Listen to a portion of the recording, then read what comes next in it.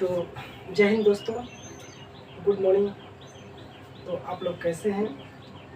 आशा करते हैं कि आप बेहतर होंगे और अपने बेहतर भविष्य की तैयारी के लिए बेहतर तैयारी कर रहे होंगे। तो आज हम लोग समझते हैं कि जो है भारतीय नागरिकता होती क्या है और यह कितने तरीके से जो है भारतीय नागरिकता प्राप्त हो सकती है हमें।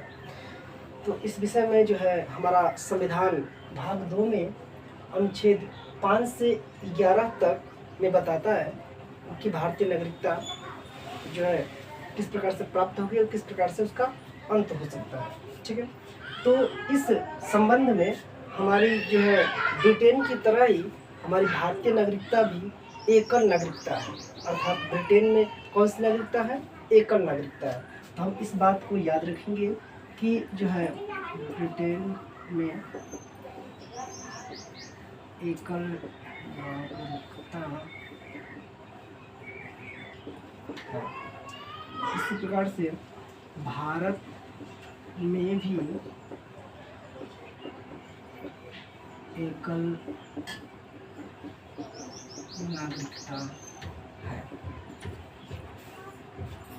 तो इस बात को याद रखेंगे कि जिस प्रकार से ब्रिटेन में एकल नागरिकता है उसी प्रकार से भारत में भी एकल नागरिकता है। परंतु अमेरिका में देखा जाए तो वहाँ पे दोहरी नागरिकता है। क्या है? दोहरी नागरिकता। तो यहाँ पर इस बात को भी याद रखेंगे कि जो है अमेरिका में दोहरी नागरिकता है। इसका मतलब ये है, दोहरी नागरिकता का मतलब ये है कि एक ही देश में रहने वाला कोई व्यक्ति एक देश से अधिक देशों का भी नागरिक हो सकता है। तो इसको जो है अमेरिका में दोहरी नागरिकता है। इस प्रावधान में जो है भारतीय संविधान के आर्टिकल नंबर 11 के तहत, यहाँ पर आर्टिकल नंबर 11 के तहत नागरिकता के विषय में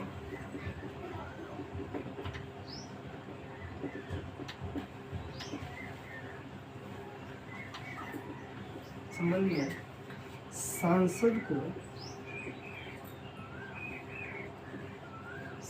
को जो है नए जो है नियम बनाने की शक्ति दी गई है।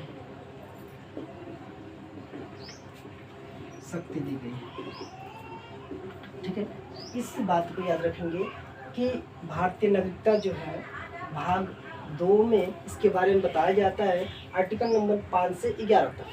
और इसमें ब्रिटेन में एकल नागरिकता है, उसी प्रकार से भारत में भी एकल नागरिकता ही है।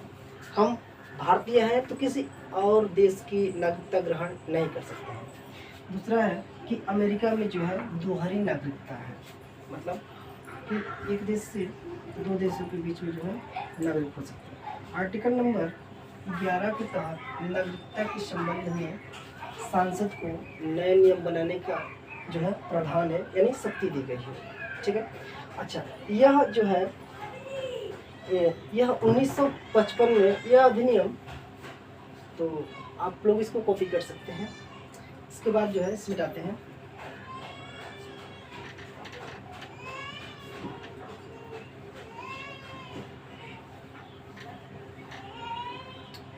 अच्छा, इस विषय में जो भारतीय नागरिकता के विषय में जो नए नियम सांसद के द्वारा बनाया जा सकता है वह जो है आर्टिकल नंबर 11 में लिखा गया है, जो अभी हम लोग जाने हैं। और इस विषय में यह 1955 में पारित किया गया। यह 1955 में पारित किया गया, जिसके तहत जो है हम भारतीय नागरिकता में नए नियमों को जोड़ सकते हैं। और ये जो है इसमें जो नागरिकता में जो संशोधन किया गया है अब तक, वो कुल 5 संशोधन किए गए हैं, जो इस तरीके से है। क्रमशः जो है पहला जो है 1986, दूसरा 1992, तीसरा 2003, चौथा 2005 और पांचवा जो है 2015। तो कुल अभी भारतीय नागरिकता के संबंध में कुल अभी तक जो है 5 संशोधन किए जा चुके हैं।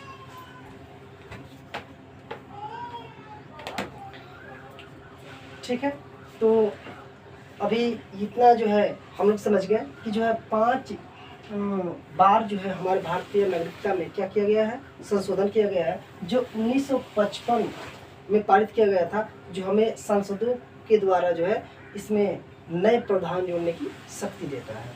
ठीक है, और आगे समझते हैं कि कुल जो है इस अधिनियम के अनुसार भारतीय नागरिकता कुल 5 तरीके से प्राप्त किया जा सकता है। ठीक है, तो लिखेंगे इस अधिनियम के तहत कुल 5 प्रकार से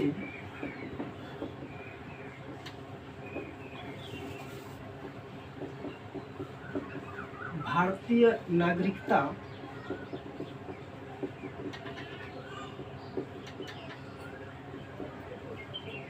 प्राप्त किया जा सकता है। इस बात की याद रखेंगे कि भारतीय नागरिकता में कुल हम 5 तरीके से अपना नागरिकता प्राप्त कर सकते हैं, जिसको हम लोग बारी बारी से समझेंगे। तो पहला इसमें जो है नागरिकता हम किस प्रकार से प्राप्त कर सकते हैं, तो हम आगे लिखते हैं, यहाँ से इसको मिटा देते हैं, आप लोग कॉपी कर सकते हैं।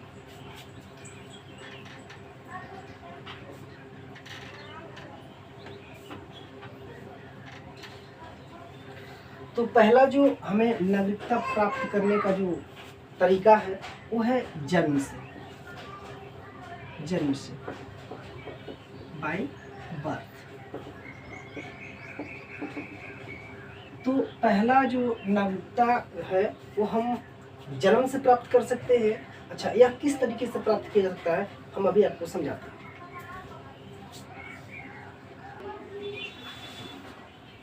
तो जन्म से किस प्रकार से नागरिकता प्राप्त कर सकते हैं कि यदि कोई व्यक्ति जो है जो 26 जनवरी, आइए आप लिखते हैं कि यदि कोई व्यक्ति जिसका जन्म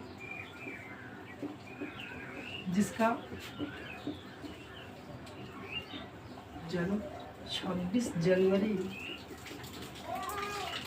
1950 को हुआ हो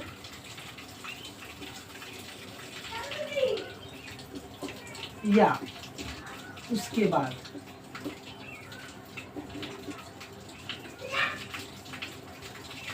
यदि कोई व्यक्ति जिसका जन्म 26 जनवरी 1950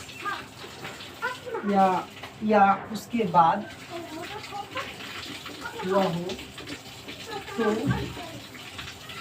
वह भारत का नागरिक कहलाएगा।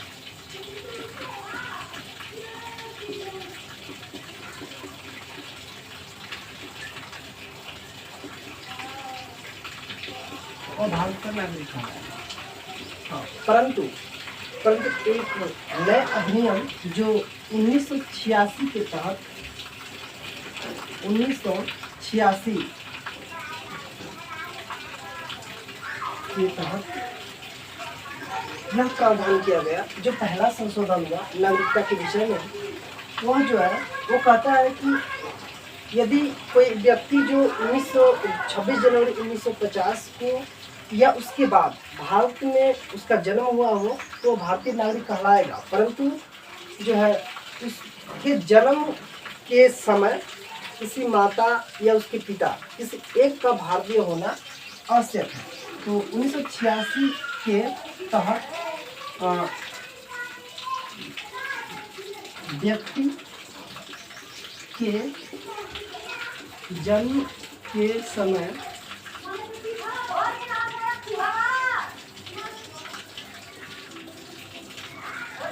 माता या पिता किसी एक का भारतीय होना आवश्यक है।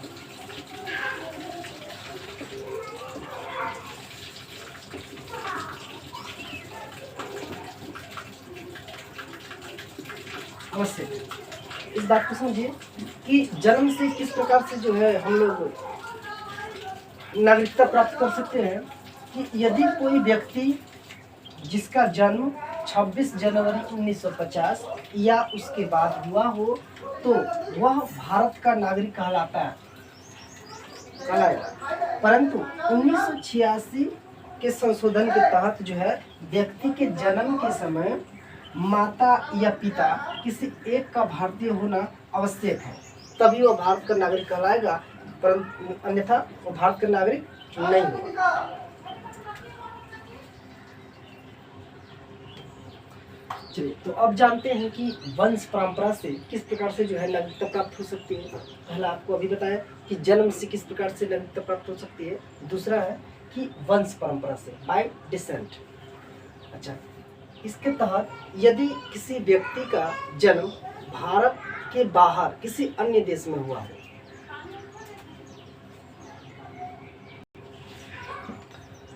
तो वंश परंपरा भारत के बाहर 26 जनवरी या 1950 के बाद जन्म लेने वाला जो भारतीय नागरिक हो सकता है, भारतीय नागरिक हो सकता है यदि उसके जन्म के समय उसके माता या पिता में से कोई भी भारतीय नागरिक हो, कोई भी एक भारतीय नागरिक हो, तो वह व्यक्ति को भारतीय नागरिकता प्राप्त हो सकती है यदि 26 जनवरी 1950 या उसके बाद किसी अपने देश से किसी बाहरी देश में उसका जन्म हुआ है। परंतु बात यह है कि जो है भारत के नागरिकता के आधार पर विदेश में जन्मे व्यक्ति को भारतीय नागरिकता संशोधन अधिनियम 1992 द्वारा पारित किया गया कि 1992 में जो संशोधन हुआ उसके तहत बताया गया कि कोई व्यक्ति अगर भारत के बाहर उसका जन्म होता है तब भी वो भारतीय नागरिक हो सकता है उसके माता की नागरिकता के आधार पर।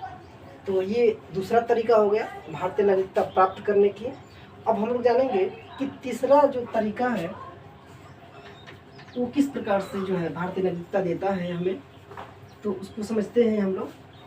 और वह जो है तीसरा जो तरीका है हमारा वो है पंजीकरण से। तीसरा जो है पंजीकरण से, बाय रजिस्ट्रेशन।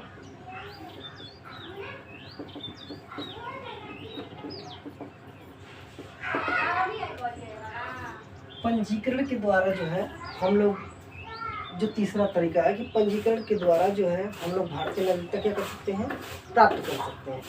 तो इसको भी हम लोग समझेंगे कि किस प्रकार से जो है पंजीकरण के द्वारा हम भारतीय नागरिकता प्राप्त कर पाएंगे।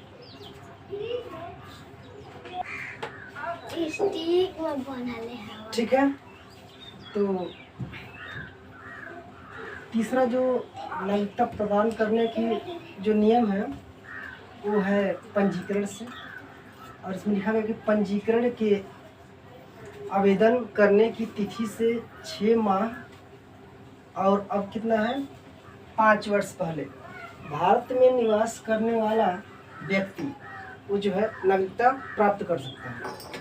और ऐसा व्यक्ति जिनका जन्म भारत में हुआ हो परंतु वह भारत से बाहर किसी अन्य देश में निवास कर रहा हो, वो भी पंजीकरण की सहायता से जो है अपना भारतीय नागरिकता प्रदान कर सकता है। ऐसी विदेशी महिला जो किसी भारतीय से विवाह कर चुकी हो या करने वाली हो तो उसको भी जो है पंजीकरण की सहायता से क्या किया जा सकता है, जो है भारतीय नागरिकता प्राप्त कर सकती है। ठीक है, तो चौथा जो तरीका है वो हम लोग समझेंगे। 3 तरीके हो गए जो आप लोग को समझ में आ गया होगा। और चौथा जो नियम है हमारा देशीकरण से।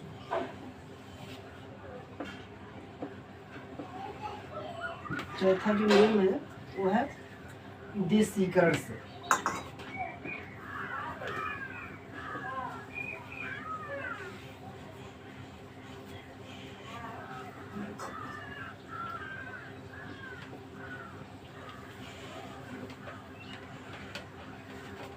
By neutralisation.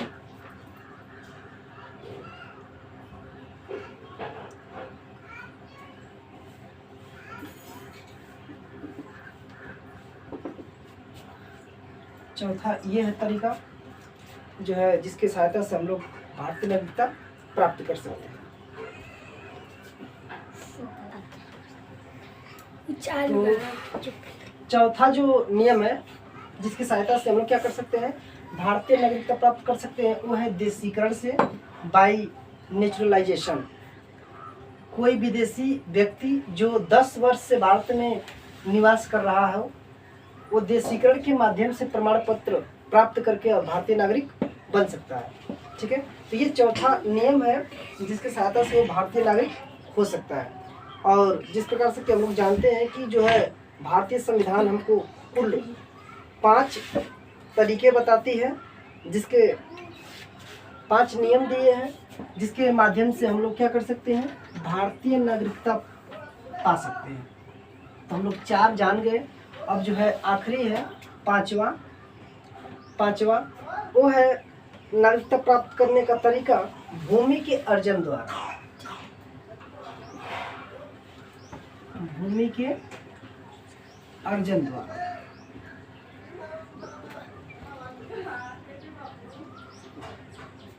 भूमि के अर्जन द्वारा हम लोग भारतीय नागरिकता क्या कर सकते हैं, पा सकते हैं।